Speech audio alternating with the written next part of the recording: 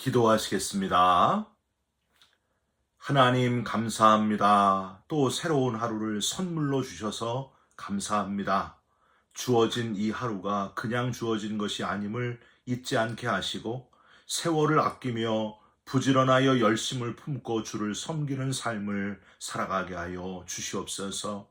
먹든지 마시든지 뭘 하든지 하나님의 영광을 드러내는 복된 하루가 되게 하여 주옵소서. 근심, 걱정, 염려가 다 떠나가게 하시고 세상이 줄 수 없는 참 평안으로 안식하며 힘을 얻는 이 시간이 되게 하여 주옵소서. 우리 기도에 응답해 주시기를 원하면서 예수 그리스도의 이름으로 기도 올리옵나이다. 아멘. 오늘 말씀은 시편 20편 1절부터 9절까지의 말씀입니다. 환난 날에 여호와께서 내게 응답하시고 야곱의 하나님의 이름이 너를 높이 드시며 성소에서 너를 도와주시고 시온에서 너를 붙드시며 내 모든 소재를 기억하시며 내 번제를 받아주시기를 원하노라. 셀라. 내 마음의 소원대로 허락하시고 내 모든 계획을 이루어 주시기를 원하노라. 우리가 너의 승리로 말미암아 개가를 부르며 우리 하나님의 이름으로 우리의 깃발을 세우리니 여호와께서 내 모든 기도를 이루어 주시기를 원하노라. 여호와께서 자기에게 기름 부음 받은 자를 구원하시는 줄 이제 내가 아노니 그의 오른손에 구원하는 힘으로 그의 거룩한 하늘에서 그에게 응답하시리로다. 어떤 사람은 병거 어떤 사람은 말을 의지하나 우리는 여호와 우리 하나님의 이름을 자랑하리로다. 그들은 비틀거리며 엎드러지고 우리는 일어나 바로 서도다. 여호와여 왕을 구원하소서. 우리가 부를 때에 우리에게 응답하소서. 아멘. 오늘은 시편 20편 1절부터 9절까지의 말씀으로 하나님만 자랑합니다 라는 제목의 말씀을 함께 나누고 기도하는 시간을 갖겠습니다. 여러분, 불교의 불설 비유경에 안수정등이라는 말이 있습니다. 혹시 들어보셨습니까? 안수는 강기슭의 나무를 뜻하는 표현이고요. 정등은 우물 속의 등나무 넝쿨이라는 뜻입니다. 한 나그네가 푸른 벌판을 가다가 크고 무시무시한 코끼리를 만나 밟힐 것 같아서 도망을 치다가 한 나무 덩쿨을 붙잡고 이제는 살았구나 했는데 숨 돌릴 틈도 없이 아래를 보니까 독사들이 득실거리고 있었고 나그네가 떨어지기를 고대하고 있었습니다. 넝쿨을 잡은 팔의 힘이 점점 빠지고 있는 거예요. 그런데 위를 자세하게 보니까 벌집이 하나 있는데 그 벌집에서 달콤한 꿀이 한 방울 한 방울 떨어지고 있어서 그걸 맛보니 너무 달콤하고 맛있었습니다. 이 기쁨도 잠시 더 위를 보니까 넝쿨을 흰 쥐와 검은 쥐가 갉아먹고 있는 게 아니겠어요? 여러분, 그림을 한번 보여드릴게요. 바로 이 그림입니다. 강원도 원주의 성문사에 있는 벽화입니다. 우리 인생이 이렇게 아이러니하고 위험하지만은 때로는 기쁜 일도 있다. 그런 의미입니다. 여러분, 톨스토이도 우리의 인생을 이 안수정등 이야기하고 아주 비슷하게 비유했던 것을 혹시 알고 계십니까? 톨스토이는 코끼리가 아니라 사자라고 했고요. 다른 것은 거의 똑같습니다. 제 생각에는 톨스토이의 비유가 더 원조이고 불교에서 이걸 컨닝한 것 같은데 약간 변형해서 정확하게는 알 수가 없습니다. 특별한 거는요, 톨스토이의 비유가 불교의 안수정등하고 완전히 다른 게 하나 있는데 톨스토이는 이런 우리의 유한하고 안정적이지 못한 인생에 감사하게도 의지할 존재, 우리를 건져낼 존재가 있는데 그분이 바로 하나님이시다라는 걸 주장했다는 거예요.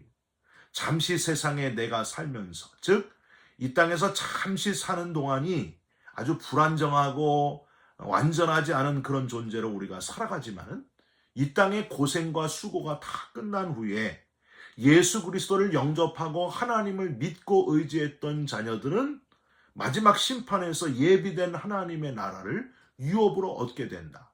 평안한 하나님의 나라로 인도하심을 받는다 하는 사실입니다. 사랑하는 성도 여러분, 우리는 죄로 인해서 반드시 죽는 존재가 되어 불완전한 존재로 이 땅에서 죽음을 향해 점점 나아가고 있지만 생사화복을 주관하시는 하나님을 의지하고 소망을 잃어버리지 않는 저와 여러분들이 되시기를, 부활의 소망을 끝까지 붙드는 저와 여러분들이 되시기를 주님의 이름으로 부탁드립니다. 오늘 본문은 그냥 죽음이 아니고 전쟁으로 인한 죽음의 위협을 앞에 두고 전쟁터로 나아가는 그런 다윗의 시편입니다.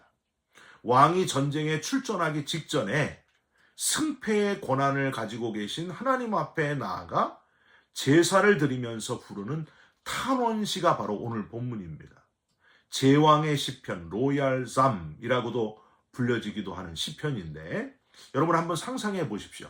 1절부터 5절까지는요, 레위인 성가대나 왕의 군대가 먼저 왕을 위해 승리를 기원하면서 찬송을 부르는 그런 내용이고요.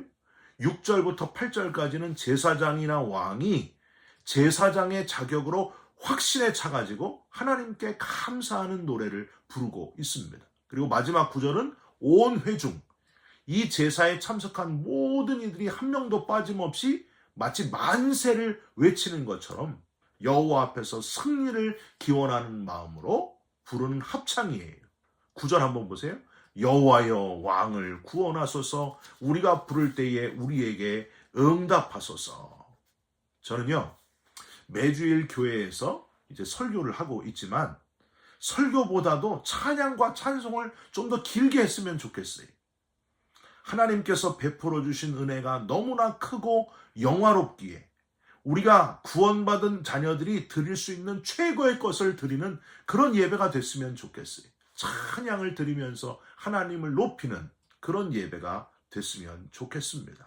예배가 시작하기 전에 미리 오시는 성도님들이 점점 많아지고 미리부터 하나님을 찬양하고 더 높이게 되고, 예배가 끝나도 가시지 않고 하나님을 또 찬양하고 또 찬양하고 너무 감사해서 또 찬양하는 그런 살아있는 예배가 됐으면 좋겠습니다. 오늘 본문 시편 20편에서 아주 특별한 거는요, 다윗이 전쟁터에 나가면서 야곱의 하나님을 지칭하면서 기원했다 하는 사실입니다. 야곱의 하나님. 1절을 한번 다시 보세요. 환난 날에 여호와께서 내게 응답하시고 야곱의 하나님의 이름이 너를 높이 드시며. 여러분, 아브라함의 하나님도 있고 이삭의 하나님도 있는데 왜 하필 야곱의 하나님이라고 했을까요? 창세기 35장에 야곱에게 특별히 주셨던 그 복, 그것처럼 다윗이 지금 간절하게 그런 특별한 복 주시기를 사모하면서 기도하고 있다는 거예요. 여러분, 야곱은요, 우선 이름이 바뀐 것만 봐도 특별한 복을 받은 그런 사람이었습니다. 어떻게 바뀌었어요? 야곱에서 이스라엘로 바뀌었습니다. 야곱은 속이는 자란 뜻인데 이스라엘은 여호와께서 승리케 하시는 자다.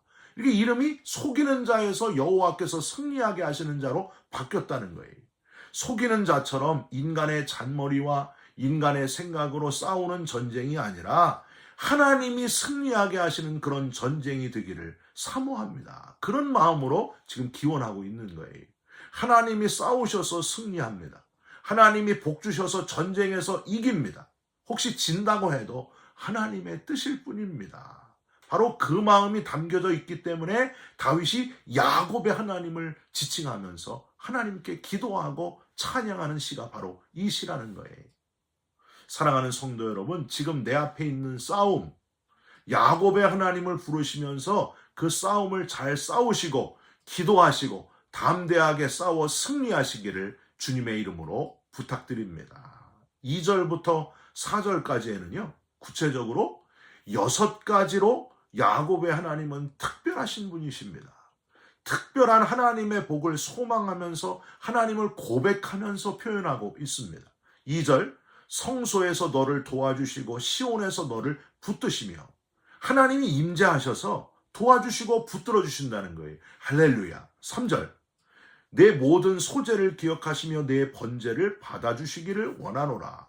나의 예배를 받으시고 나와 소통하시는 살아계신 하나님이라는 표현이에요. 4절도 보세요. 내 마음의 소원대로 허락하시고 내 모든 계획을 이루어 주시기를 원하노라. 소원을 들어주시고 계획을 다 이루어 주시는 하나님. 여러분, 이런 하나님보다 더 좋은 하나님이 어디 있겠습니까? 이게 바로 야곱의 하나님의 특징이라고 하는 거예요. 창세기 47장 9절에 보면 야곱이 요셉 덕분에 애굽에 와가지고 바로왕 앞에서 이렇게 고백하잖아요.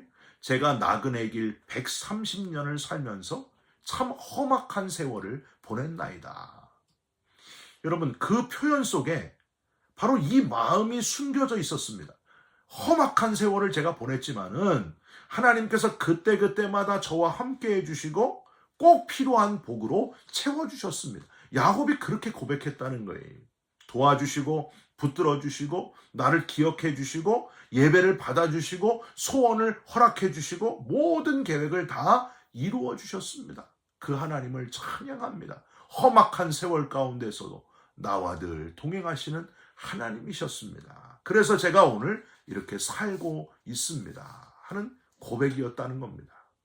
다윗은 이렇게 야곱의 하나님을 자랑하지 않고 엉뚱하게 눈에 보이는 군사력을 의지하는 것은 참 의미 없고 헛된 일임을 또한 표현하고 있습니다. 7절을 한번 보실까요? 어떤 사람은 병거, 어떤 사람은 말을 의지하나 우리는 여호와 우리 하나님의 이름을 자랑하리로다. 병거나 말, 즉 눈에 보이는 군사력을 의지하고 살아가는 이들이 있는데 그것들은 아무 소용이 없는 일이고 헛된 것뿐이다. 바로 그 표현을 하는 거예요. 나는 그런 눈에 보이는 군사력을 의지하지 않고 우리 하나님의 이름만 자랑하리로다. 다윗이 그 고백을 하고 있습니다. 저는 다윗이 바로 이 순간에 모르긴 몰라도 육척장수 골리앗을 기억했을 것이라고 생각합니다. 그 키와 무기를 자랑하면서 하나님을 조롱했던 골리앗, 육척장수 골리앗, 물맷돌을 정수리에 맞아가지고 찍소리도 못하고 그 자리에서 쓰러진 골리앗. 도망치는 블레셋 군사들, 너는 칼과 단창으로 내게 오거니와 나는 만군의 여호와 살아계신 하나님의 이름으로 내게 가노라. 결국 하나님의 이름을 의지했더니 큰 승리함을 얻게 되었던 다윗. 하나님 의지하면 승리한다는 거예요. 이게 다윗 마음속에 있었다고 하는 겁니다. 항상 있었습니다. 여러분, 저와 여러분도 이 마음을 가지시기를 주님의 이름으로 부탁드립니다. 이 시간에 오직 하나님의 이름을 의지하시고 야곱의 하나님을 부르시면서 앞으로 나아가는, 승리하는 저와 여러분들이 다 되셨으면 좋겠습니다. 눈에 보이는 병거와 말 있다면요, 다 내려놓으시고 인간의 생각을 다 내려놓으시고 내 힘이 아닌 하나님이 싸워서 승리해 주옵소서 하고 기도하고 소망하시기를 주님의 이름으로 부탁드립니다. 결국에 승리하게 될 줄 믿습니다. 기도하겠습니다. 하나님, 야곱의 하나님을 사모합니다. 도와주시고 붙들어 주시고 기억해 주시고 예배를 받아주시는 하나님이신 줄 믿습니다. 우리의 소원을 허락해 주시고 계획을 이루어 주시는 하나님이신 것을 분명히 믿습니다. 흔들리지 않게 하여 주시옵소서. 병거와 말을 의지하는 어리석은 자가 되지 않게 하여 주옵소서. 하나님만 자랑하면서 살아가게 하여 주시옵소서. 하나님의 이름을 부르면서 야곱의 하나님의 이름을 부르면서 승리하는 우리 모두가 되게 하여 주옵소서. 예수 그리스도의 이름으로 기도 올리옵나이다. 아멘. 하늘에 계신 우리 아버지여, 이름이 거룩히 여김을 받으시오며 나라가 임하옵시며 뜻이 하늘에서 이룬 것 같이 땅에서도 이루어지이다. 오늘 우리에게 일용할 양식을 주옵시고 우리가 우리에게 죄진 자를 사하여 준 것 같이 우리 죄를 사하여 주옵시고 우리를 시험에 들게 하지 마옵시고 다만 악에서 구하옵소서. 나라와 권세와 영광이 아버지께 영원히 있사옵나이다. 아멘. 사랑하는 성도 여러분, 하나님의 이름을 의지하십시오. 야곱의 하나님을 부르시면서 담대하게 영적으로 싸워서 승리하는 저와 여러분들이 되시기를 주님의 이름으로 축원드립니다. 여러분 사랑합니다. 축복합니다. 감사합니다.